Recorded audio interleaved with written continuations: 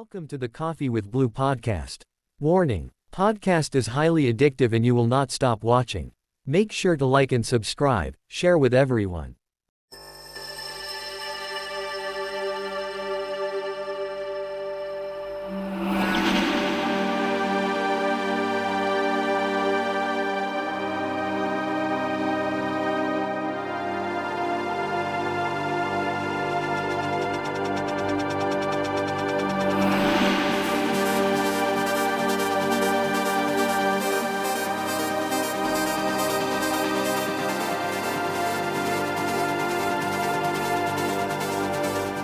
This is your host, Blue, on its very first episode. Welcome to Coffee with Blue Podcast on YouTube. Ladies and gentlemen, welcome to the channel. I am grateful to be here today with you guys. Thank you all for tuning in and listening to our very first episode here on YouTube. Ladies and gentlemen, we have a lot of content we're going to bring you guys, and we hope you guys really enjoy it. If you guys like this kind of content that we're about to show you guys, please make sure to like and subscribe. Share this episode with your friends and family. We really appreciate it. That support really helps us continue with our channel here on YouTube and on Spotify. So we appreciate you guys for your support. I'm not going to take up much of your time, so stay tuned and let's dive in to our very first episode with Coffee with Blue Podcast on YouTube. Since the beginning of time, mythical creatures like Bigfoot, also known as Sasquatch, and unidentified flying objects were dismissed as mere legends. But with the rise of mobile phones, we began capturing more and more evidence: blurry figures in the woods, strange lights in the skies. Some of these images and videos could be real, others clever fabrications. The truth lies in the details waiting to be uncovered. Now, with the power of AI, we are stepping into a new era, one where we can analyze the mysteries of our world like never before. Join us as we embark on a journey into the unknown. The first story of episode 1 is called Mystery Trumpets. Back in 2008, Michoacan, Mexico, something happened that I still can't fully explain. It was early morning, just before sunrise. There's a big mountain where the sun rises from, and every day we would wait for it to break over the horizon before starting our work picking strawberries. My dad usually carries the radio with him, playing music as we worked, but on this particular morning, he didn't have it. As I bent down to start picking, I suddenly heard a sound coming from the sky. It wasn't just noise, it was like trumpets, but not any kind I had ever heard before. The sound filled the entire sky. I turned to my brother, who was working beside me, and asked if he heard anything. He looked at me confused and said he didn't hear anything. He even asked what I was listening to. I told him I thought I heard music and asked if he had any radio with him, but he didn't. My dad, who was a couple rows over, didn't have his either. Then something even stranger happened. A voice spoke, but not in Spanish or English. It was in a language I had never heard before, yet somehow, when I focused on it, I could understand. The message wasn't negative. On the contrary, it felt peaceful, almost holy. But one thing stood out. I was told not to share what I had heard. And strangely enough, I don't even remember what was said anymore. Maybe the right time to remember will come. This wasn't a one-time experience. It happened again, 2 or 3 times. Always when I was picking strawberries in the fields. At the time, I was just 14. I later spent 2 years in Michoacan, Mexico. But this memory has stayed with me. I don't know what to make of it, but I feel like someday I'll understand.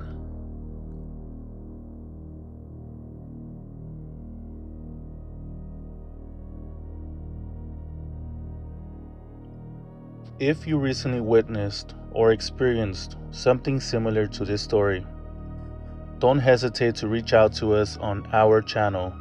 We love to share your story in an upcoming episode. If we receive a lot of submissions, we may not be able to feature them all in one episode, but don't worry, we'll continue them in the future ones. Ladies and gentlemen, I hope you're enjoying the stories here at Coffee with Blue Podcast on YouTube. Now let's dive in to the next story. This one is just as fascinating. Let's get into it.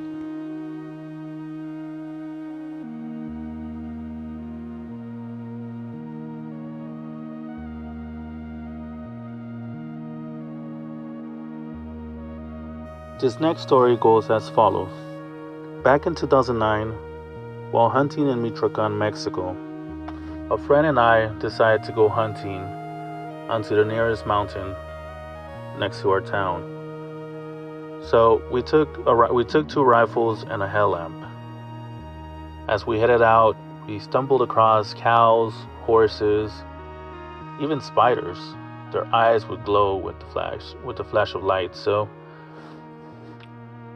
we continued and crossed a few rivers, a few fields of crops. We couldn't find anything. We went up into the mountain. We were 3 hours in.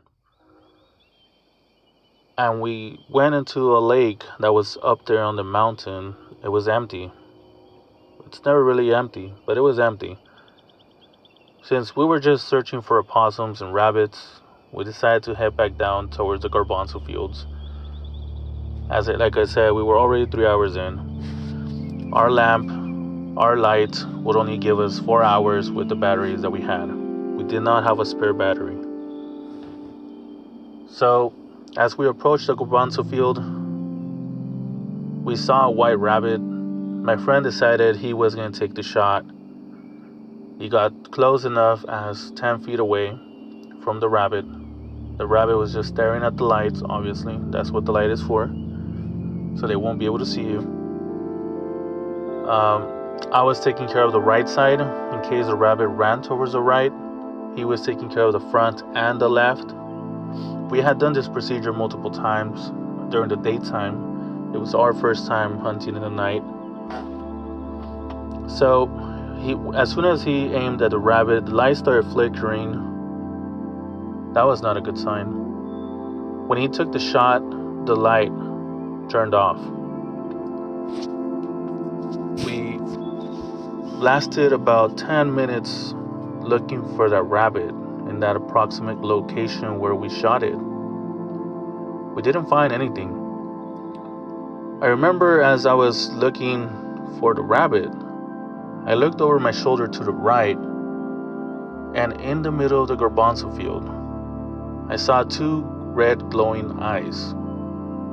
Now, I'm not sure what it was. I thought it was a cow, horse, I don't know. But then I thought about it. I'm like, wait a minute.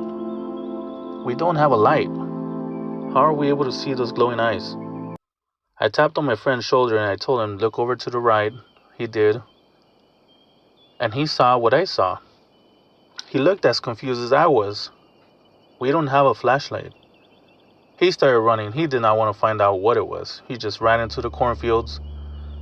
I could just hear him stumbling on the corn, running for his life. And I stood there. I was just staring at it. It wasn't moving. And so I decided to take a shot. I thought it was a cow or something. I thought I was going to eat beef the next day. But no, those lights, those eyes, as soon as I took the shot, they started hovering left and right and went up into the air. I started running. I remember a story that my mother told me when she was little. She said she encountered 2 red eyes as well. And that happened in El Salvador. She exited her home and went into the restroom, which at that time was outside. And when she opened the door, she stumbled across 2 red eyes. She associated that with the devil. She thought it was the devil. I thought that was probably it too, but I don't know, since I also had seen the movies the movie Jeepers Creeper. I'm not sure if you guys are familiar with it. And when I saw it fly off, I didn't hear any wings, and I did definitely think it was Jeepers Creepers. Anyways, I started running as well onto the cornfield. I would often ask why people would run into the cornfield when something has wings, right? You're able to spot that person running in the cornfield immediately. Well, that was me running in there too, so I guess you don't really think straight when you're in the moment. I caught up to my friend and we walked to the nearest town. We decided to head home. We never really talked about it ever since, until now. And that is the story. The red glowing eyes.